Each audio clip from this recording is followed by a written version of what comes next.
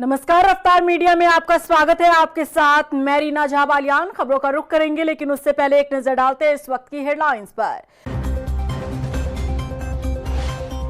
19 अगस्त को शुरू हुआ मानसून सत्र 1.5 दिन में खत्म। विपक्ष के हंगामे के बीच पास हुआ 5,000 करोड़ से ज्यादा का अनुपूरक बजट। सदन के पटल पर आए 9 विधेयक भी हुए पारित। वक्त से पहले मानसून सत्र के खत्म होने का कांग्रेस पर फूटा ठीकरा। संसदीय कार्य मंत्री ने कहा है विपक्ष ने नहीं चलने दिया सत्र। नेता प्रतिपक्ष यशपाल आर्य ने सरकार के लगाए आरोपों को किया खारिज। कॉर्बेट पार्क सफारी केस में कांग्रेस नेता हरक सिंह रावत को क्लीन चिट मिलने का दावा। कहा नहीं मिला सीबीआई को कोई ठोस सबूत। क्लोजर रिपोर्ट की है दाखिल। और हल्द्वानी के मुखानी क्षेत्र में हुई योगा ट्रेनर की हत्या का खुलासा। पुलिस ने योगा सेंटर के संचालक को किया गिरफ्तार। दुपट्टे से गला घोंटकर उतारा था ज्योति को मौत के घाट। और चलिए अब बुलेटिन की शुरुआत कर लेते हैं। उत्तराखंड के मानसून सत्र में अनुपूरक बजट पास हुआ। उत्तराखंड सरकार ने 5,000 करोड़ का अनुपूरक बजट पास किया है। बजट में आपदा प्रबंधन से लेकर खेल और पर्यटन को प्राथमिकता दी गई है। देखिए रिपोर्ट। उत्तराखंड की ग्रीष्मकालीन राजधानी गैरसैंण में मानसून सत्र का आयोजन हुआ। धामी सरकार ने अनुपूरक बजट टेबल करते हुए सत्र के दूसरे दिन सदन से पास किया। उत्तराखंड सरकार ने 5,315 करोड़ का अनुपूरक बजट पास किया। बजट में आपदा प्रबंधन से लेकर खेल और पर्यटन को प्राथमिकता दी गई।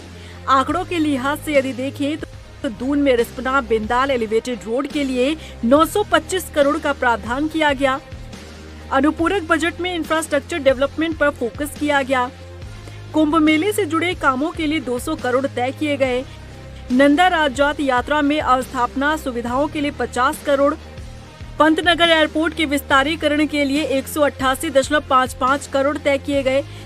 केंद्र से स्पेशल असिस्टेंट के जरिए मंजूर होने वाली योजनाओं के लिए 200 करोड़ मिलेंगे। पीएम आवास योजना में 114.17 करोड़ का राज्यांश दिया जाएगा। हरिद्वार ऋषिकेश में पेयजल सीवरेज के लिए 90 करोड़ का प्रावधान किया गया। स्वच्छ भारत मिशन में 95.25 करोड़ दिए जाएंगे। अटल नवीनीकरण एवं शहरी परिवर्तन मिशन में 48 करोड़ मिलेंगे। भू धसाव और राहत कार्यों के लिए 263 करोड़ का बजट में लोगों की सेहत का ख्याल रखा गया। अटल आयुष्मान योजना में 50 करोड़ दिए गए। प्रधानमंत्री Ayushman Bharat health infrastructure mission में 25 करोड़ का बजट रखा गया। मातृत्व लाभ योजना में 15 करोड़ रखे गए। मुख्यमंत्री एकल महिला स्वरोजगार योजना के लिए 10 करोड़। महिला स्पोर्ट्स कॉलेज चंपावत के निर्माण के लिए 50 करोड़ का प्रावधान। महिलाओं को सशक्त के साथ साथ खेल और विकास कार्यों के लिए अनुपूरक बजट में खास ख्याल रखा गया है। रफ्तार मीडिया के लिए देहरादून से ब्यूरो रिपोर्ट। गैरसैंण में आयोजित जिस मानसून सत्र को 22 अगस्त तक चलना था वो समय से पहले ही संपन्न हो गया। कारण रहा विपक्ष का हंगामा। कांग्रेस के विधायक पंचायत चुनावों में धांधली और बिगड़ती कानून व्यवस्था के मुद्दे पर चर्चा के लिए अड़े रहे, जिसका नतीजा ये रहा कि सत्र सिर्फ 1.5 दिन ही चल पाया। ये रिपोर्ट देखिए। अनिश्चितकाल के लिए स्थगित मानसून सत्र। सिर्फ 1.5 दिन चला सत्र। विपक्ष ने किया जोरदार हंगामा। हंगामे की भेंट चढ़ा मानसून सत्र। बड़ी हैरानी की बात है कि जिस उम्मीद के साथ उत्तराखंड का मानसून सत्र शुरू हुआ था, उन उम्मीदों पर पानी फिरता नजर आया। मानसून सत्र के आयोजन के लिए पूरे 1 साल बाद सरकार पहाड़ चढ़ी तो पहाड़ की जनता की उम्मीदें जाग उठी। बरसात के मौसम में बदहाल सड़कों से होते हुए जनप्रतिनिधि विधानसभा पहुंचे तो लोगों में जनता के मुद्दे सदन में उठाए जाने की आस जगी। लेकिन न तो पहाड़ की जनता की आवाज नेता बन पाए और न ही अपने क्षेत्र के मुद्दों को जनप्रतिनिधि उठा पाए, क्योंकि जिस सत्र को 4 दिनों तक चलना था वो महज 1.5 दिन ही चल पाया। वजह रही विपक्ष का हंगामा। कांग्रेस विधायकों ने सत्र के पहले ही दिन खूब हंगामा किया। सदन के भीतर ही विपक्षियों ने रात गुजारी और दूसरे दिन भी विपक्षियों का हंगामा यूं ही जारी रहा। विपक्ष के विधायकों को सीएम धामी और संसदीय कार्य मंत्री द्वारा समझाया भी गया, लेकिन विपक्ष अपनी जिद पर अड़ा रहा। नतीजा ये हुआ कि मानसून सत्र को अनिश्चितकाल के लिए स्थगित करना पड़ा।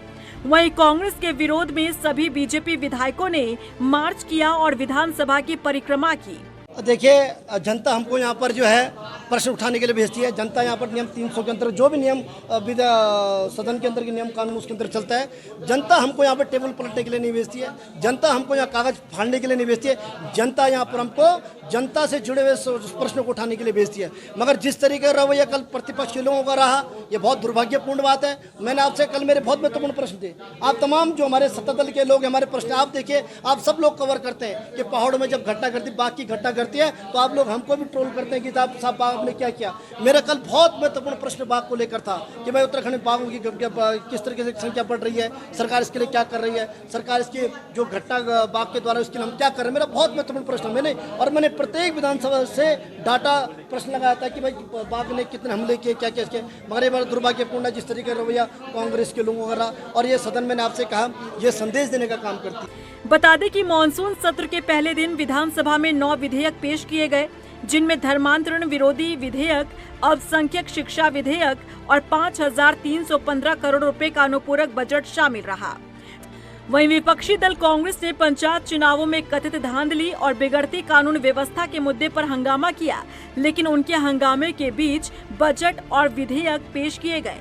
वहीं आज सभी विधेयक पास कर दिए गए और सत्र अनिश्चितकाल के लिए स्थगित किया गया। रफ्तार मीडिया के लिए गैरसैंण से अशोक कुमार के साथ देहरादून से ब्यूरो रिपोर्ट।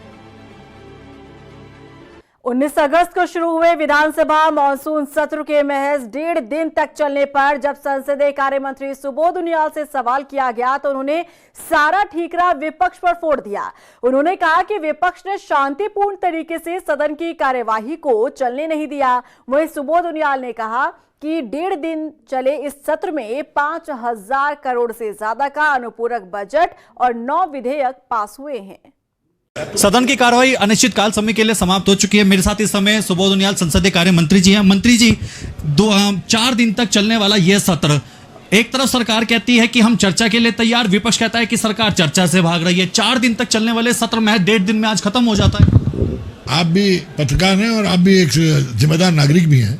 आपने भी सदन में देखा कि सरकार चर्चा को तैयार थी और विपक्ष का जो रोल था, कल भी हम रात भर 10 बजे रात तक काफी कोशिश हम लोगों ने की, नेता प्रतिपक्ष और सभी लोगों से वार्ता करने के बाद स्वयं 2 बार मैं उनके पास गया और माननीय अध्यक्ष विधानसभा जी की भी उनसे वार्ता हुई।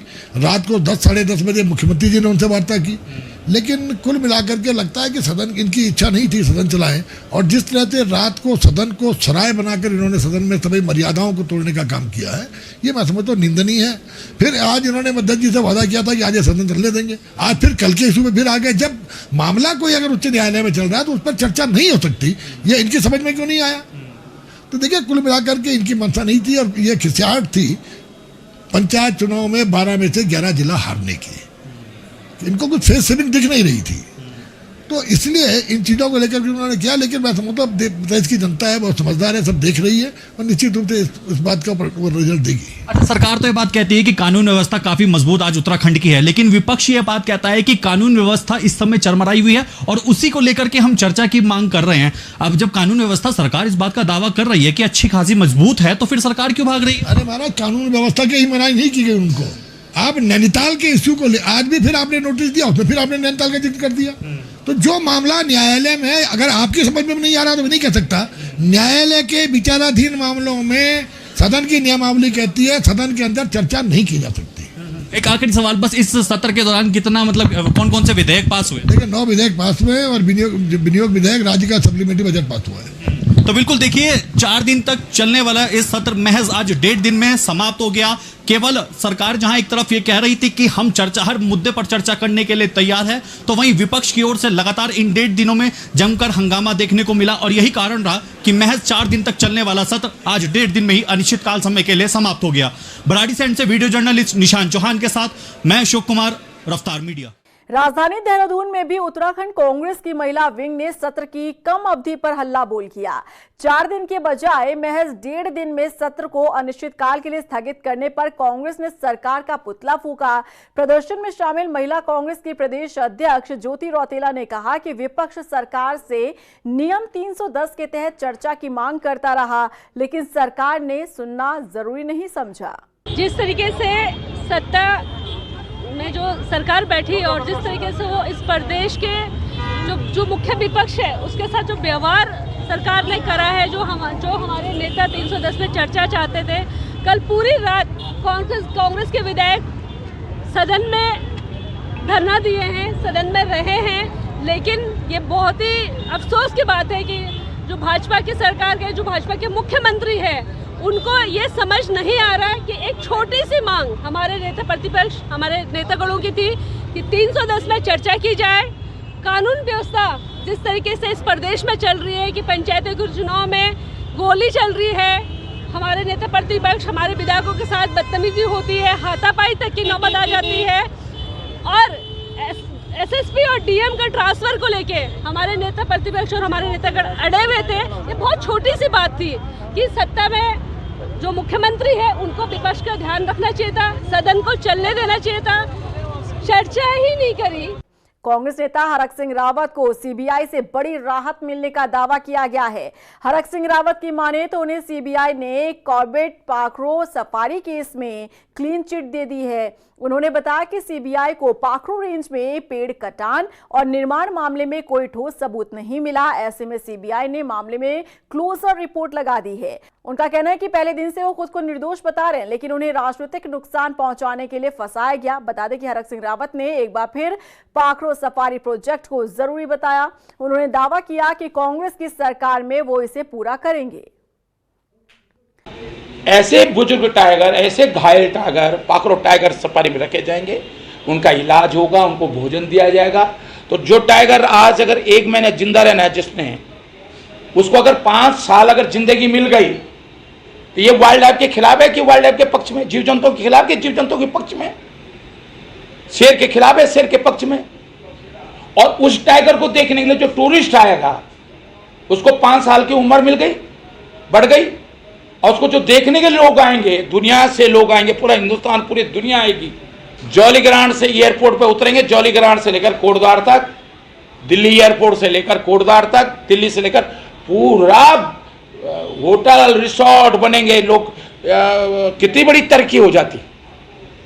तो कुछ लोग नहीं चाहते हैं कि रोजगार मिले, कुछ लोग उत्तराखंड का भला नहीं चाहते हैं, गढ़वाल का भला नहीं चाहते हैं, कुछ लोग जीव जंतुओं का भला नहीं चाहते हैं। वही लोग विरोध कर रहे हैं टाइगर का, वही लोग विरोध कर रहे हैं जीव जंतुओं का। उत्तरकाशी के धराली में आई आपदा को लेकर लोगों के जहन में कई सवाल थे कि आखिर ये आपदा कैसे आई, कैसे पल भर में धराली गांव जमींदोज हो गया, कैसे पलक झपकते ही कई जिंदगियां मलबे में समा गई। हालांकि महीने भर के इंतजार के बाद वैज्ञानिकों ने धराली में आई तबाही की असल वजह ढूंढ निकाली है। देखिए रिपोर्ट।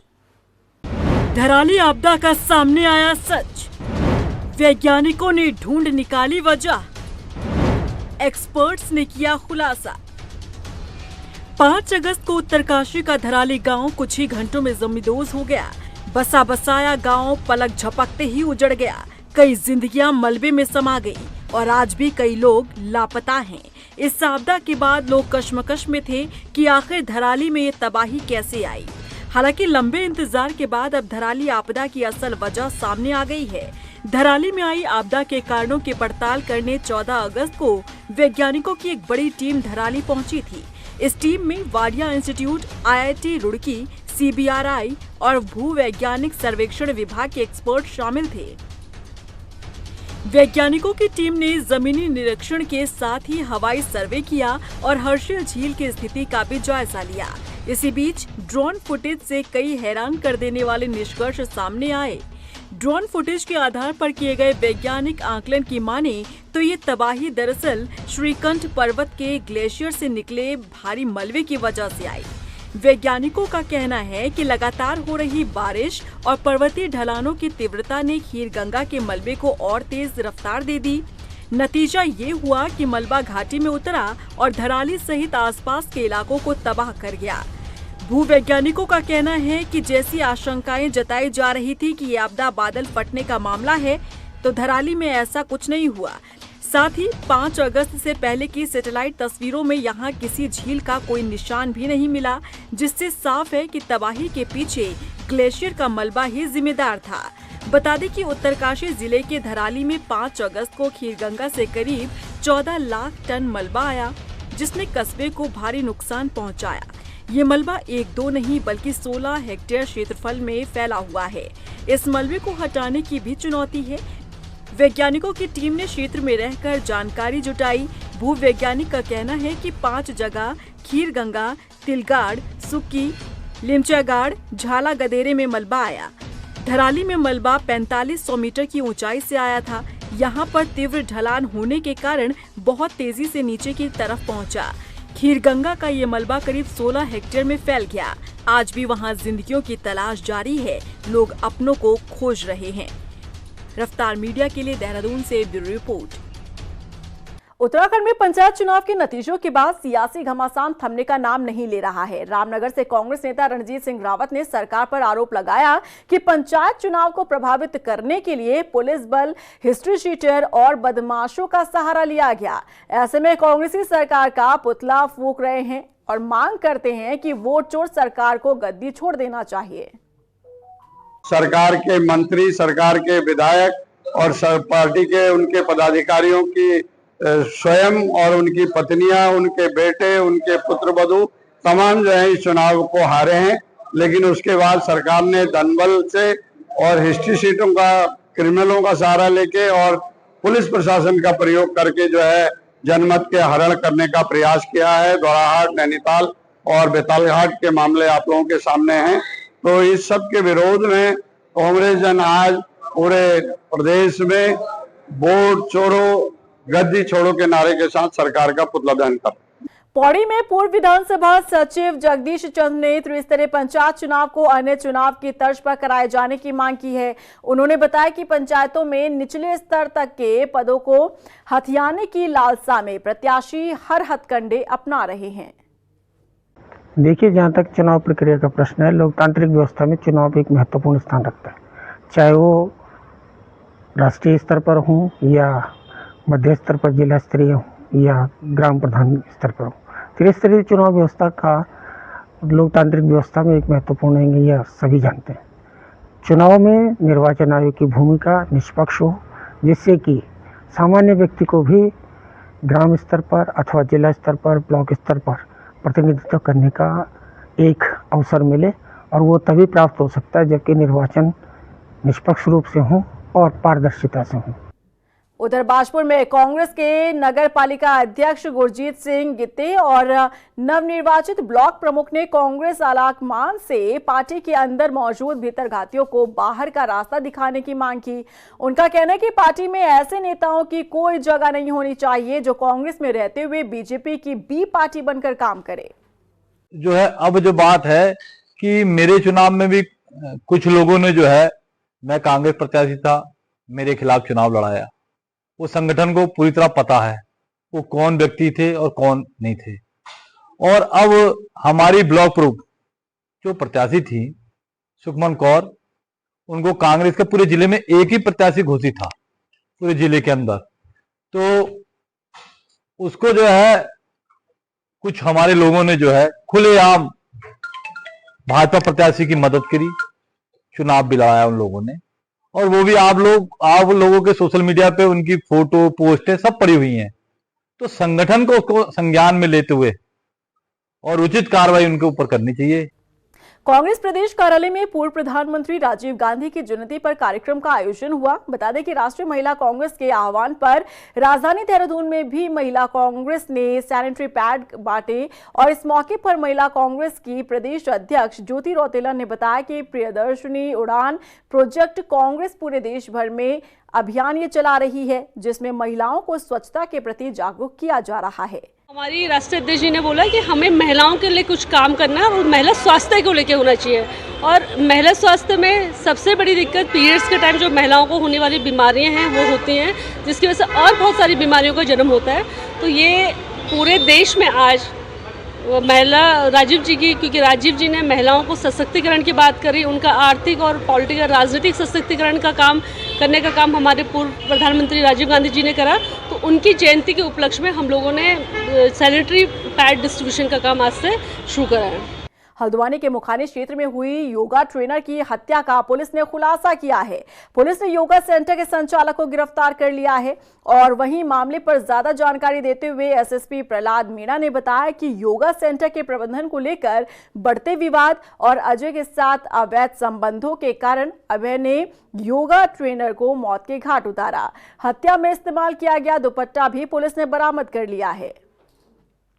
देखिए, थाना मुखानी में ज्योति मेहर की हत्या का मुकदमा पंजीकृत किया गया था। इसमें कंटिन्यूस तभी से पुलिस जो संदिग्ध हैं और जो सीसीटीवी और डाटा सर्विलांस से जो सस्पेक्ट आया था उसकी तलाशी कर रही थी। बीच में कुछ ऐसे तथ्य आए कि जो अभियुक्त है शायद नेपाल की तरफ चला गया था और पुलिस ऐसा कंटिन्यूस पीछा करती रही। कुछ मुखबिर जो है वो हमने एक्टिवेट कर रखे थे और कल जो है हमारी टीम ने इसको नगला क्षेत्र से गिरफ्तार किया है।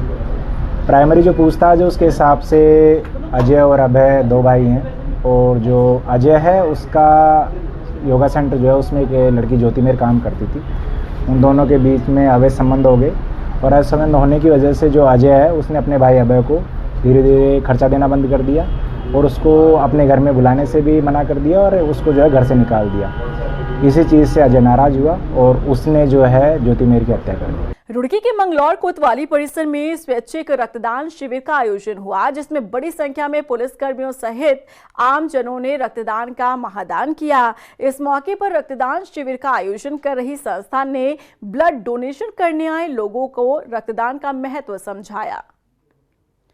आज मंगलौर के कोतवाली परिसर में हमने ये ब्लड डोनेशन कैंप लगाया है और अच्छी मात्रा में काफ़ी संख्या में आए हैं सिपाहियों के पास समय नहीं होता, कितने बिजी शेड्यूल होता है सिपाहियों का। तो इस बिजी समय को देखते हुए हमने कोतवाली परिसर में यहाँ पर ये डोनेशन कैंप लगाया है, जिसमें सभी की जांच भी कर रहे हैं और उसके बाद ब्लड डोनेशन ले रहे हैं। और इसी के साथ फिलहाल इस बुलेटिन में बस इतना ही, लेकिन चलते चलते एक नजर डालते हैं इस वक्त की हेडलाइंस पर। 19 अगस्त को शुरू हुआ मानसून सत्र 1.5 दिन में खत्म। विपक्ष के हंगामे के बीच पास हुआ 5,000 करोड़ से ज्यादा का अनुपूरक बजट। सदन के पटल पर आए 9 विधेयक भी हुए पारित। वक्त से पहले मानसून सत्र के खत्म होने का कांग्रेस पर फूटा ठीकरा। संसदीय कार्य मंत्री ने कहा है विपक्ष ने नहीं चलने दिया सत्र। नेता प्रतिपक्ष यशपाल आर्य ने सरकार के लगाए आरोपों को किया खारिज।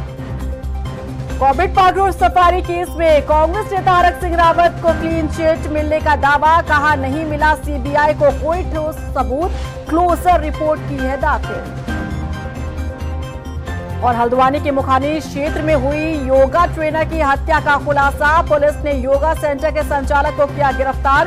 दुपट्टे से गला घोंटकर उतारा था ज्योति को मौत के घाट।